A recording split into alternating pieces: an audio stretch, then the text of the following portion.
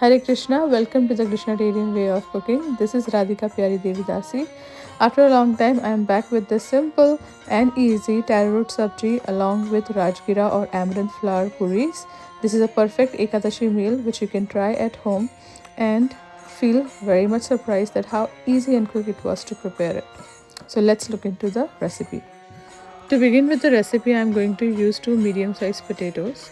I'm going to add in that around half tablespoon of salt and a tablespoon of olive oil. Mash the potatoes well. Once the potatoes are mashed well, then I'm going to add around 2 cups of rajgira atta or amaranth flour. Mix everything well. Make sure that the potatoes are mashed nicely and then add the flour. Once the flour is kneading, then I'll add another half tablespoon of oil and knead into a smooth dough, and then cover it and keep it aside. If you find the dough too sticky, then you can add around quarter cup of flour more, not a problem. But make sure that this whole dough is kept around in a nice warm place. Here I have taken around 15 to 20 taro root, which is also called as Arbi. 50% boiled it, peeled it and chopped it, kept it aside. In a medium saucepan, added 1 tablespoon of ghee, 3 green chilies which were slit, and then around 15 curry leaves, a tablespoon of cumin seeds, and then this taro root was added. Now the stove heat is on medium and I'm mixing everything well. Do not add the salt right now. Make sure to cook it on open heat like this, and once it starts sticking onto the base, then after that you add the salt, which is around a tablespoon. Mix everything well. Reduce the heat to complete low, and then you can cover it up and then cook for another 5 to 10 minutes.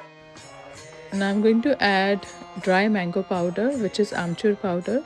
I powdered it from the stick directly and added only half teaspoon of it.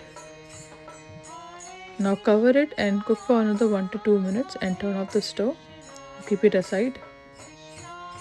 Now this is the dough. Our dough is ready. You can make equal portions or you can just divide the dough like how I did. Take one portion out or a ball out of it, and you don't need to knead this dough. You just have to use the flour and then pat it with your fingertips, and this is how the dough will be nice and round. I did not use any rolling pin because I don't think so it was needed. Around this time, while I am rolling the dough for the puris, I have kept in a wok oil on medium heat. You have to make sure that the oil is actually very hot, not too low, not too hot, but it should be between medium to hot, perfect for frying the puris.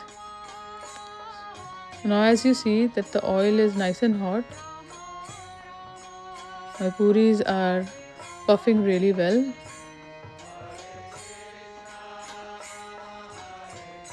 Now in this sabji, I'm just going to add the cilantro for garnish, and let's serve it on the offering plate and bowl. Now this delicious sabji puri is ready. I'm going to place the tulsi leaves and offer them at the lotus feet of Sri Krishna. Thank you very much. Hare Krishna.